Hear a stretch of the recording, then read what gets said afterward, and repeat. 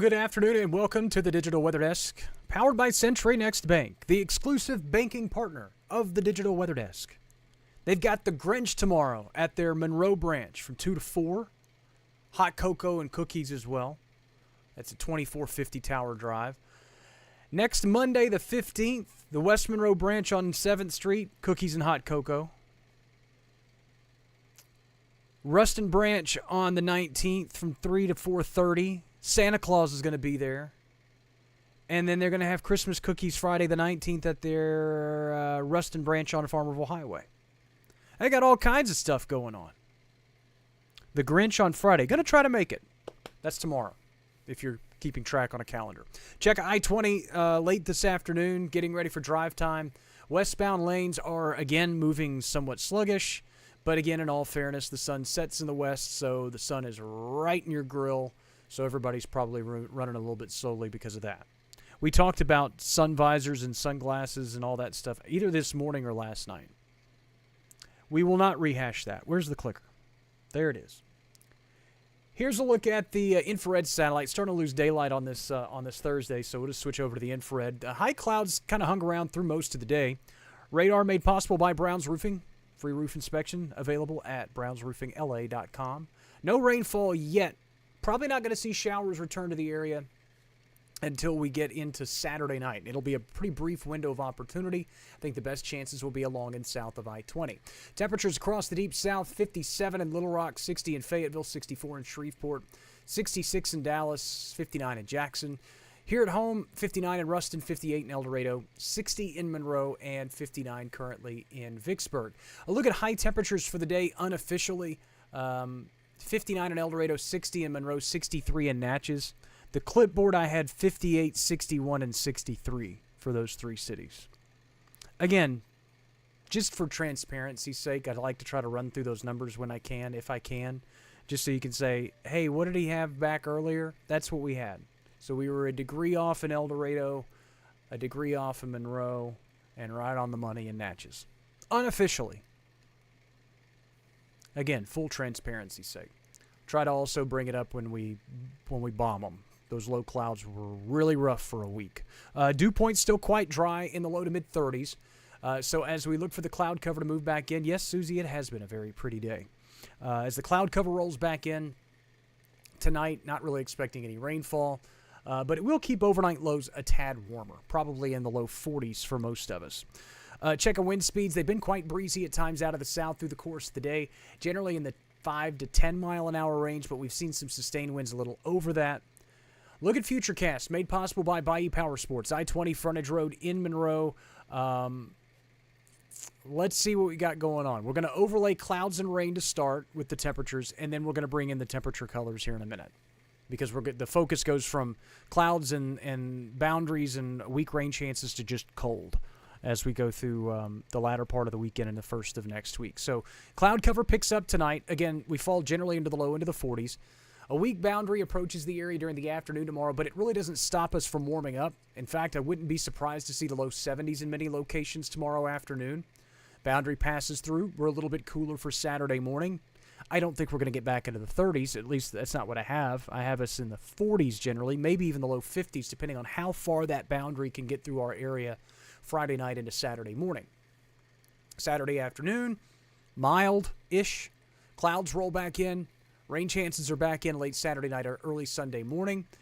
And it's a pretty brief window of opportunity for rainfall.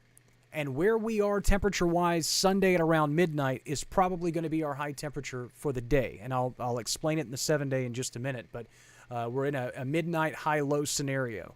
Midnight high-low scenario meaning that we're going to have our high temperature at midnight and then our low temperature at the next midnight. And we're just going to see temperatures probably fall through the course of the day. And that's where we kind of turn our focus toward temperatures. And as we go through the morning hours on Sunday, we will go from the 40s or the 50s or wherever we are Sunday morning at midnight to low 30s, upper 20s to start the day on Sunday morning. That's a pretty quick drop. We don't really warm up much through the day. In fact, I don't really foresee us, the Futurecast, this particular model, this is the Barron 3K model, it has us warming up by 5, 6, 7 degrees. I don't know if we can get that. We may warm up 2-3 degrees at best for Sunday afternoon. Again, the cold air just continues to move in through the course of the day. Mike Larry says, bring that cold air on in. For the duck hunters, I think they would be pretty excited. I think. I'm not a hunter, but I know that cold is good for all, but especially in that regard. Again, upper 30s by Sunday afternoon. Sunday morning is a bleh. The Baron 3K was a little bit aggressive with the cold air earlier this morning. It had us in the teens. I think these numbers are very reachable. In fact, they really fall in line very closely with our forecast lows for Monday morning.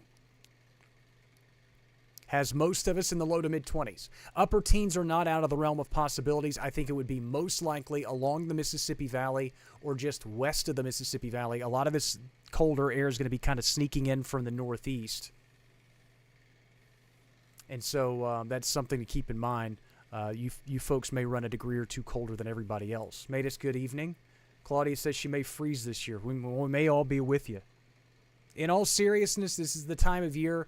This is one of those colder snaps that as we set up, make sure that everybody's staying warm safely. Check on your neighbors. Again, make sure that all heat sources are being properly used. Make sure that your smoke detectors and carbon monoxide detectors are all in proper working order. They have fresh batteries and things like that. That all heat sources, heaters, things like that are being used properly. Keep them away from drapes, carpets, rugs, things that can catch fire. And again, just be warm safely, especially as we go toward Monday morning. We'll get to the winter preps in just a second. Temperatures do rebound a little bit on the back of some southerly winds for Monday afternoon. I showed this to you earlier. Again, this is an extreme weather index. It's just one of the things that we can show. I have the time to show these types of information graphics to you, so I feel the need to, if I can, I will. And so since we're not on any time constraints, why not look at it? Again, this is just a general index looking at the possible impacts of extreme cold temperatures. There's an index for extreme heat, extreme cold, snow, wind, rain, all kinds of stuff. We're looking at cold. And by Sunday afternoon, as that cold air really starts to filter in, at least some impacts should be expected.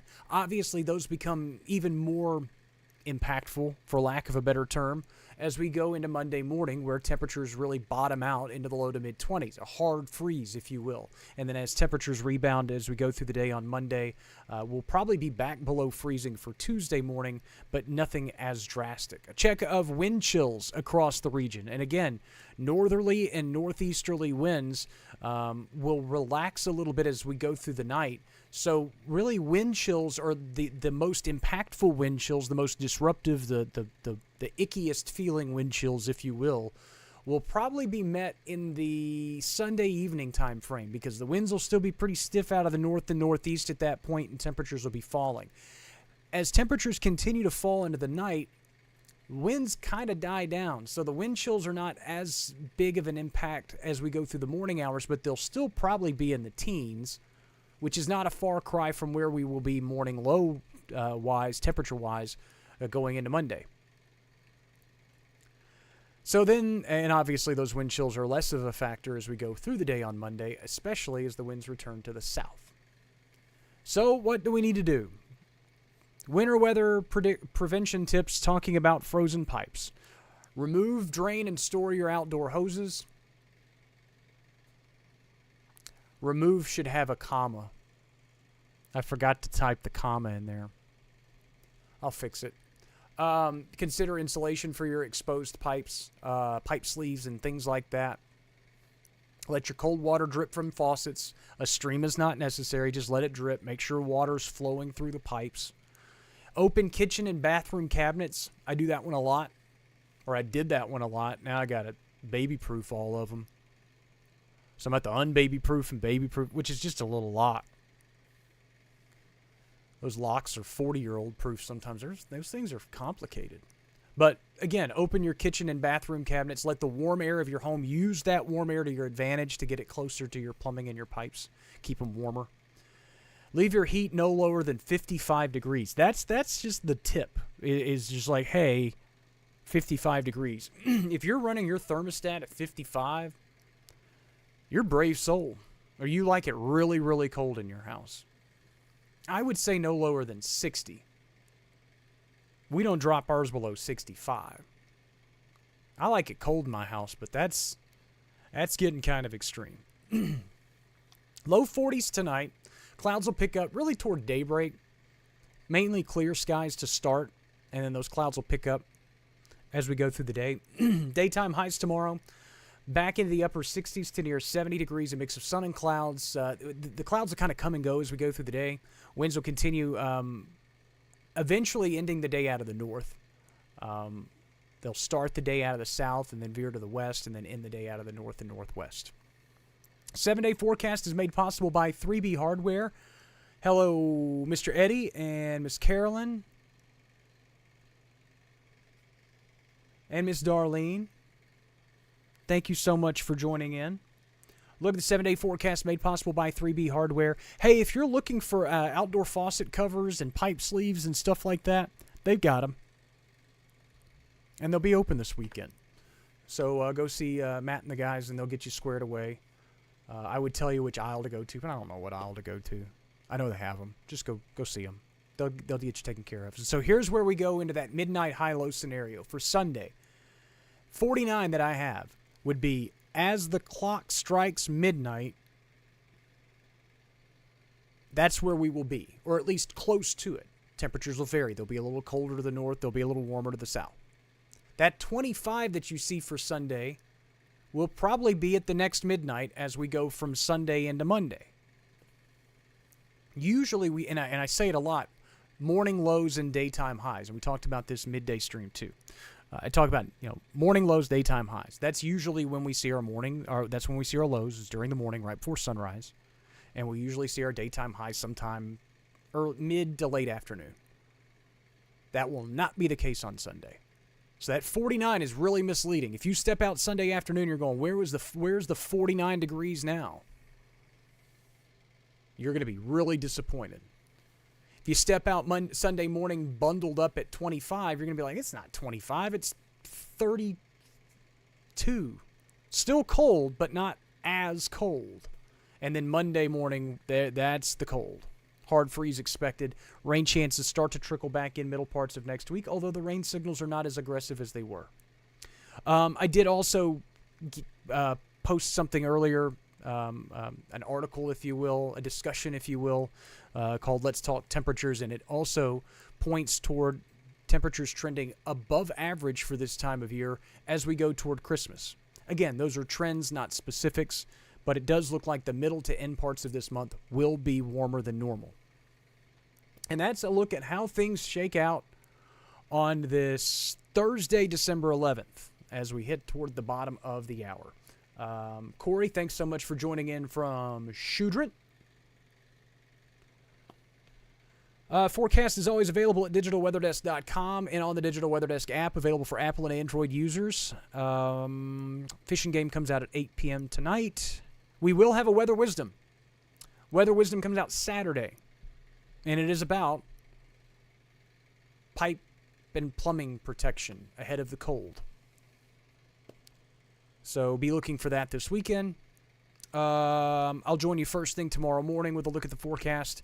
Obviously, if anything crazy happens between now and then, I'll let you know, but I don't think anything crazy is going to happen. Clouds will just roll in tonight. And we'll take a look at the forecast first thing tomorrow morning. And also have your Ouachita Ruston football forecast tomorrow afternoon. Yes, I know they're playing indoors, but if you're going to be out and about in New Orleans in the time surrounding the game, you probably want to know what the weather's going to be like, and I know a lot of folks are headed that direction. Already have a lot of folks there.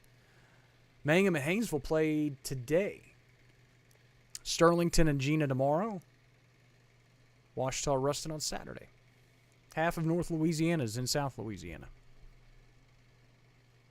And the rest of South Louisiana is just in South Louisiana ticked off that they're not playing for a state championship because all of our North Louisiana teams are playing. Had a great season. All right. Forecasts, again, available on the web and on the app. I'll join you first thing tomorrow morning. Enjoy the rest of your Thursday, and thanks so much for stopping by the Digital Weather Desk, powered by Century Next Bank.